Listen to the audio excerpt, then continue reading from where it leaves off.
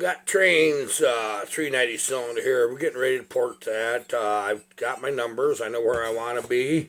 And we're going to hit this. I want to show you something. 372 and 390 are very much the same saw. Obviously, 390 is a bigger saw. They share a lot of the same things. And I'm going to show you, in case you get 385, 390s, they still have the primary and secondary transfers. This is a 390, by the way. Just a lot bigger bore. Just a big boy. It's growed up. Okay? There's things about... Oh, air pressure kicked on. There's things about it I wanted to show you and explain why. Now, when we did the cases in Old Junkyard Dog there, you seen the work we did there and why. The 390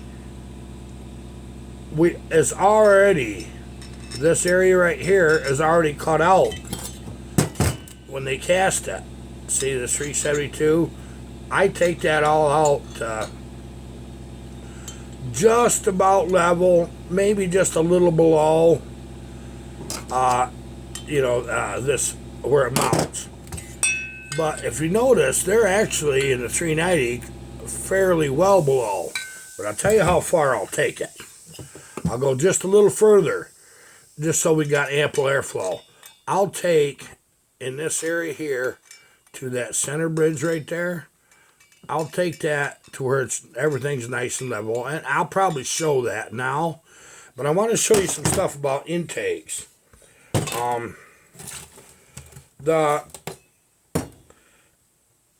If you get too much volume on your intake in the cylinder on these saws, 390s and 372s both, what happens is the air slows down a considerable bunch before it drops into or is pulled into the case.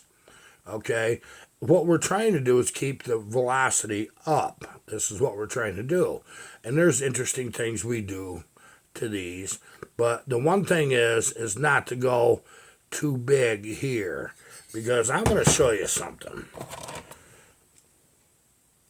And this will probably end up being a long video if I ain't careful. But now it's that 390 intake. Now, if it's already been used, it's at the shape and size that it's going to be on the saw. If it's a new intake, yeah, it's close, within a few thousandths. I'm already zeroed, so.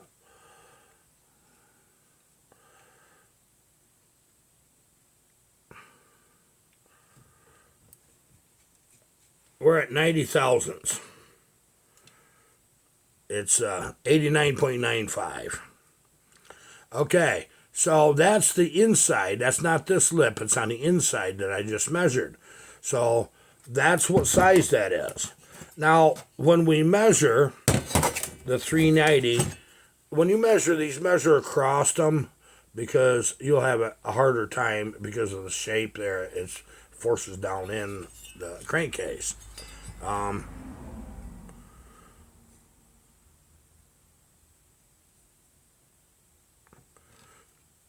Very much the same.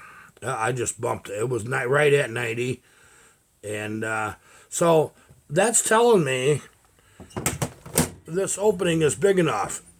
Now, when you start taking a lot off this, I don't mind it being 5 to 7 thousandths bigger just because. But when you start taking a lot here and here and thinning that out and then taking the equal amount on the inside, what you've got is the air coming through your intake is quite fast. You need that to pull your fuel up out of your carburetor appropriately.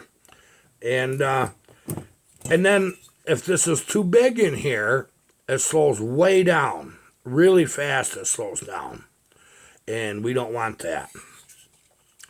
So what I'm going to do is I'm going to go ahead and get started on this, and I'll show you what we're doing. Now it makes sense why I cut this area here out, isn't it, on the 372. And this one here will block, You can use JB Weld if you want. Just make sure you don't get it in your cylinder. You put your plug in, and then make darn sure there's nothing sticking out. Or you can use the high temp red silicone. Lately, I've been using that more than anything else. It doesn't burn up. It's no big deal. You can do either one. Either one works. But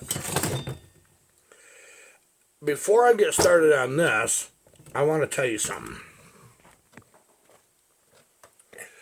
You know that we are going to be with old Junkyard Dog at some point putting that on nitromethane.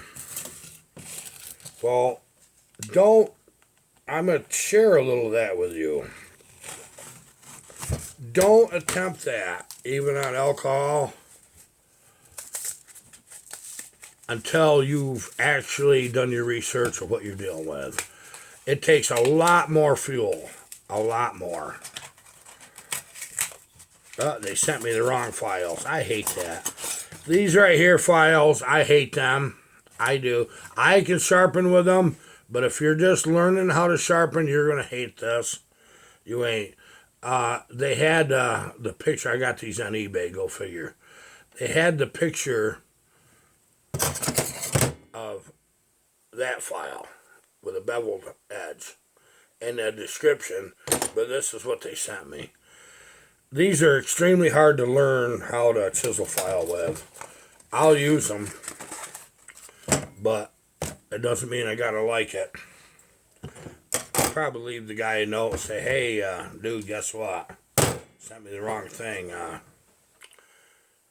But it is what it is. I'm not gonna worry about it. You have, when you put alcohol in a saw running just methanol, you have to increase your compression ratio substantially to run the methanol. Okay? That's one thing you do. I was going to do that, get my carburetor set for methanol, and then make the next step to nitromethane. Okay, I'm not going to do that because to run nitromethane, I got to back my compression back off. I should be where I'm at with compression in nice shape for the amount of nitro I'm running. I'm going to run 20% nitro in my methanol, and it'll be plenty. Now that's going to take approximately 3 times as much fuel to be able to support the saw, because nitro doesn't burn.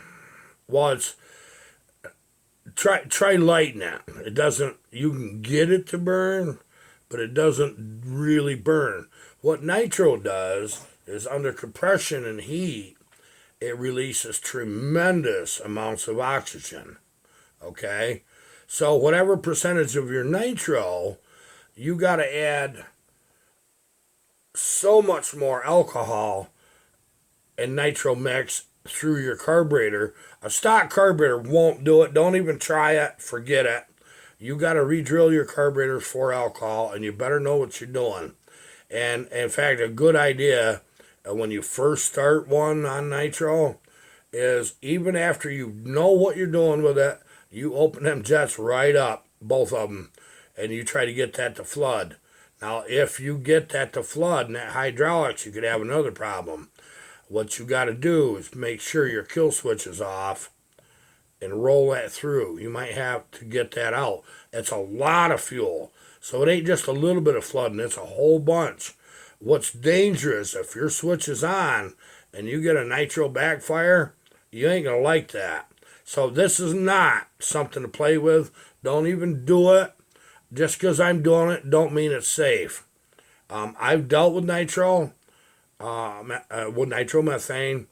I know the dangers of it, but it's exciting stuff. It really is. You want to make horsepower? Nitromethane will make more than you ever want. It really will. When you get it right. I'm going to warn you, a 10 degree or 15 degree temperature swing is a radical adjustment then. So you're targeting a lot smaller window to make this thing right. Interestingly enough, you know the muffler that I've got Josh working on there, which I need to talk to him. We need mufflers. I want to make one little change with him, and then hopefully we get them available to you for the 372 first. So this is an ongoing process. We're working on other muffler designs. We showed in the last video that we're canceling all the high frequencies. Okay, I wanted to do that first because the true power is made with an expansion chamber. And it's got to be the rear cone and the front cone. It's got to be the right distance apart so that the frequency pushes the air fuel back into the engine and saw before the piston closes. We know this. If we don't know that, we can look it up. I'm trying to get where we have a modified pipe that works a lot like that without being so darn big. I want to still be able to use the saw to cut. I'm just not the guy to have this great big pipe hanging off behind me, and I'm just not. I got something that it appears that we have resonance. It appears. I can hear it. Those of you on WhatsApp that I've shared that with, you probably noticed that. But I'll show you where we're at. Okay. This is the same design. You can't see in there, but it has a pipe coming out. The side is smaller. And then we put this banana on. Okay. Now, you'll see these on eBay for $25. You get the head. They're from China. I'll tell you straight out they are. But looking at the picture, and it intrigued me. I says, let's just see. Let's see what we can do with a timed event by canceling the high frequency first. What we're doing is making the saw draw. Chainsaws, we're making them draw rather than depend solely on resonance. Okay, this is what we're doing. The timing numbers are even a little different, believe it or not. But I'm not going to start this. It's too ear splitting in here, and for some reason my earmuffs aren't on the table like they were. And I was going to start it for you. You're just going to have to wait. That's all you're going to have to do. Now, we're going to make some test cuts with this on gas. We're going to make test cuts with the pipe, without it. We're going to go through the whole process. But we will be putting it right on nitro. I think maybe tomorrow we're going to get what it takes for nitro. Now, we're running 20%. I don't want to go no further than that. Now, back in the day, we had to mix our own. It took... Well, what our mix was is 10% castor oil, because it'll mix with nitro and alcohol. And we use 70% methanol, and we use 20% nitro. That gives us our full 100%. And you had to make sure that mixed. And because there's no reason to put an oil in that comes out of suspension. And so that's cool. RC car fuel. That mix is available for RC car fuel. It's 100% methanol, 100% nitro, mixed at those ratios with castor oil, or castor oil and semi-synthetic oil blend, which I think I would prefer better. Now, something about castor oil, you dirt bike guys know this. I love the way it smells. It's crazy smelling stuff. But it coats up. It makes deposits, and that's something to keep track of, And I'm thinking in a chainsaw it won't be near as bad, because I use castor oil racing motocross with very little trouble. That's because it was pinned every second, and I have a brain. I didn't know where the brakes were. I used a little bit of front brake. Back brake just got me the kicker to get it around in a corner is all, and that was all throttle. I mean, everything was throttle. So I'm thinking chainsaw is going to work the same way. You're not idling. Your RPMs. So if it starts coking up, idling or warming up, I'm sure by the time that's run 15 seconds, it helps burn that out. But maybe it's nicer to use a semi-synthetic blend along with that, with the castor oil in it. So we're gonna check in on that. So as soon enough, we'll be sharing this. This is not a journey that's easy, exactly, but it sure is a fun one. And it does smell good. But I don't know if I want to fire it up in the shop, because with the nitro in there, the fumes really burn your eyes. It really do. Okay, let's get on to what we're doing here. Let me put these away. I don't like these anywhere near the grindings. I got a cheap pair here I spent $11 on 6 years ago. And I just got to chip through them the other day. So I got to take it apart and clean it. And it didn't hurt to rack in them. These ones right here. But when they're zeroed, they're the wrong. Yeah, you know. Been there, done that. It is what it is. I think I want to start with a burr that's been used.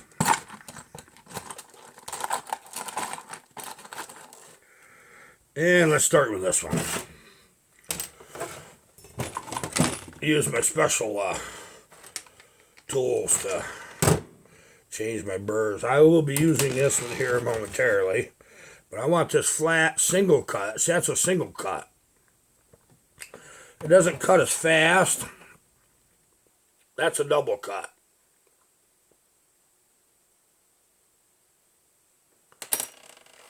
You got a double helix. So, let's see how we get going here.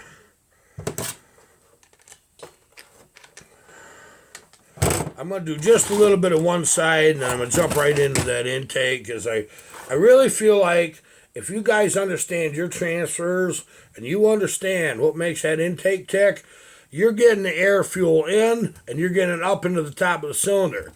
Getting it out isn't that hard. It just isn't. But it's getting it in and up through the transfers is the hardest part of these builds. So, right about 15,000.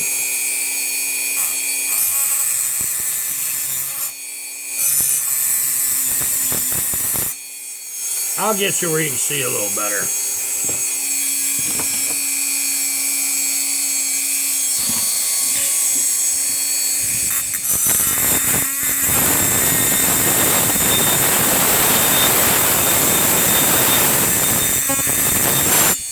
You got a lot of time. Little cuts.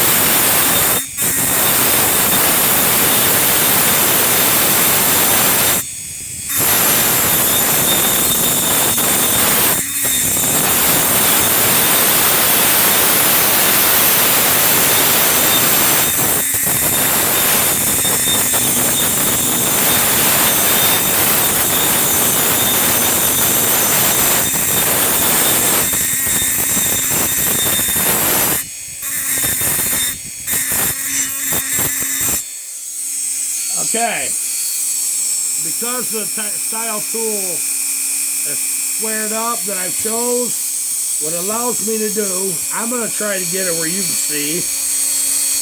I can come in just like that.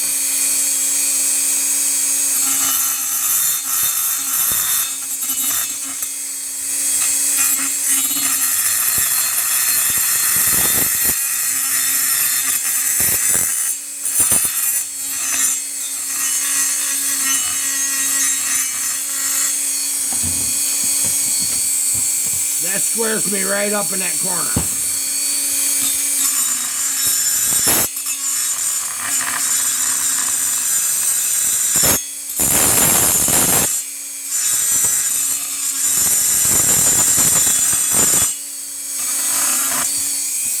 I got my corners squared.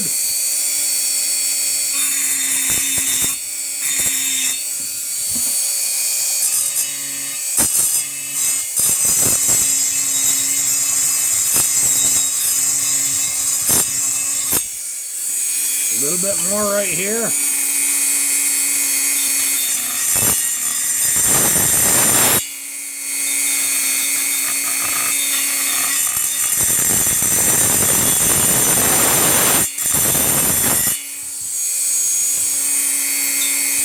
I use the tool on the end to get the top of that bridge just slightly.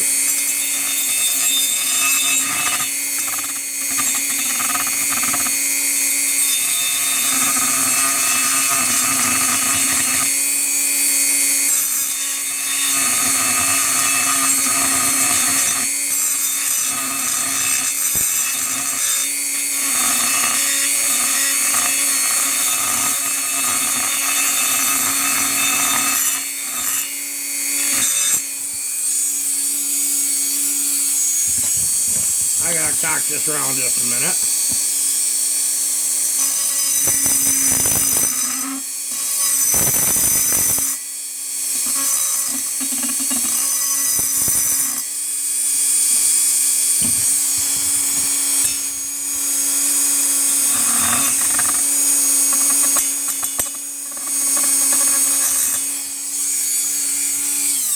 Okay, so what I've done is I've just nicely took that to square, and I've got that a nice defined line. I've just a little dressing up, which I catch when I open up the cylinder. Okay, I don't always knife edge these. In this case, I'll do it evenly.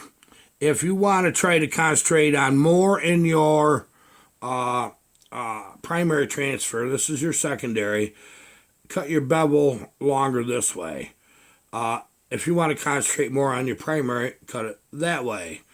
You got to play with that to decide. You can see where your transfer openings are in relationship to your intake. I wouldn't get real concerned with having that a perfect knife edge. Just get that at 45s. That's all you got to do when you do that. But the intake, now we discussed what we're trying to do with these intakes. Okay, now the first thing that we're going to do is we got some deformities, some casting marks. I can get this where you can see that in that roof area here. You can see the little lines. Maybe you can't, but you'll see little lines. The first thing I do is I try to dress that stuff out. Now, I don't want this for that.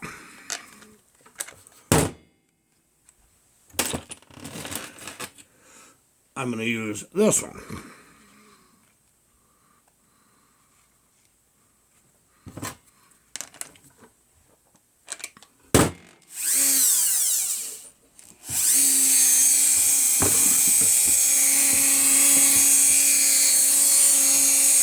Anchor with your thumb.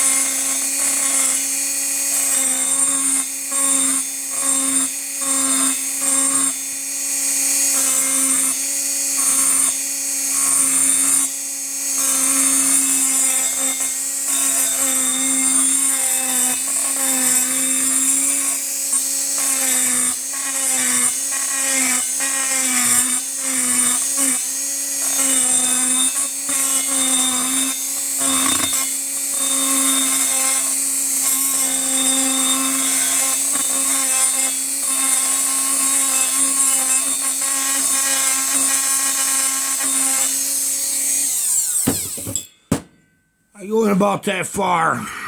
If you'll see all the way in there on that tongue, right in this area, I've stopped coming in next to that cylinder. Okay, Now, a lot of times what I'll do is I'll make, this is the roof, I'll make a couple little grooves, little slices there. That keeps, and this is rough, really quite rough, you can see that. But I've got rid of the defects. I'm not reshaping as much as I'm wanting this rough. And then what we'll do is we'll cut a couple little grooves in the roof of this. That is laminar flow. It keeps the air from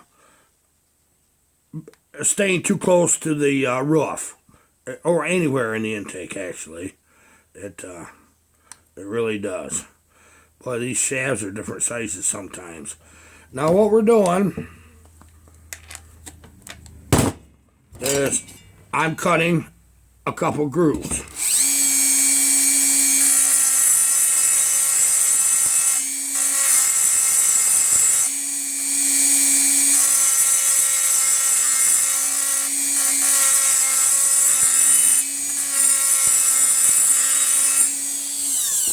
That's all it takes. Okay, that'll keep that air going downward. Now the interesting thing, if I can get you in this position where you can see this, I'm going to try my best to show what I'm doing here. What I'm doing on these, okay, I think I can get it. Now what I got to do is switch. Yeah, that's what I do all day long. I just play with my tooling. Makes me busy. And dizzy. Oh, that cowlet's starting to go. I always pinch them out on the end of that cowlet, and it's hard on them.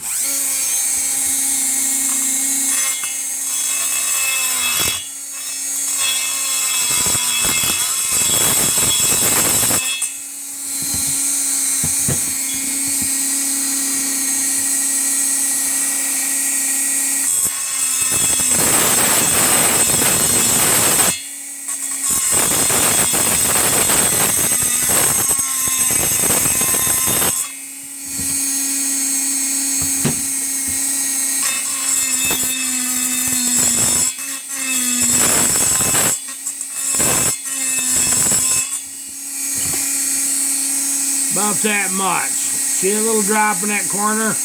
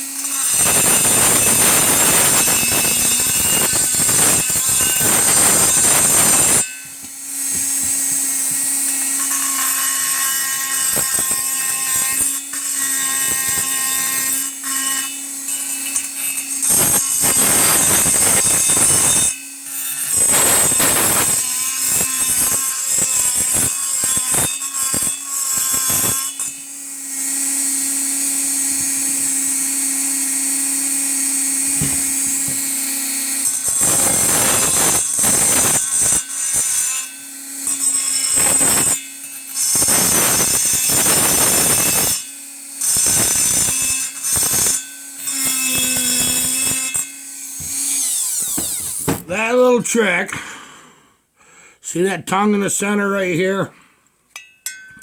Right in here, don't mess with that. That gets you slightly wider on your intake. When you get done here, what you do is you get them the same pretty much. That's what you're trying to look for. I got just a little more to cut out on this side.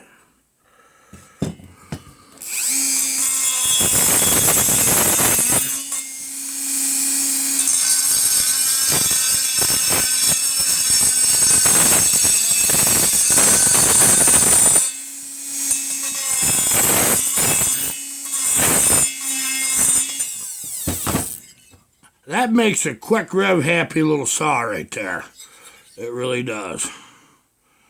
The next step which it won't be on this video, is I'll set the floor of my timing. Okay, hopefully in today's video you learned a little bit about intakes, our process, what we got to go through to get some nitro running. Thank you for being here. You take care of yourselves and your own, and I'll talk to you later. Goodbye.